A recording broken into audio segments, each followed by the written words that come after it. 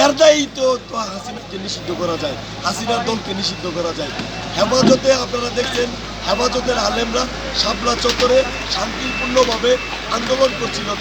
তাদের এই শান্তিপূর্ণ আন্দোলনে এই খুনি হাসিনা এবং তার দোসররা, তার সন্তানেরা এবং পুলিশ লীগ মিলে, আইন শৃঙ্খলা বাহিনী লীগ মিলে কিভাবে পরিকল্পিতভাবে এই হেফাজতের নিরীহ আলেমদেরকে গুলি করে, প্রকাশ্যে গুলি করে হত্যা করেছে। এর দায়েও তো আওয়ামী লীগকে নিষিদ্ধ করা যায়, খুনি হাসিনাকে ফাঁসির রশিতে ঝুলানো যায়। আপনারা দেখছেন যে জুলাই আগস্টের আন্দোলনে আমাদের ভাইদেরকে কি নির্মমভাবে হত্যা করেছে এই গণহত্যাকারী খুনি হাসিনার নির্দেশে। এই গণহত্যার দায়ে তো এই আওয়ামী লীগকে নিষিদ্ধ করা দরকার।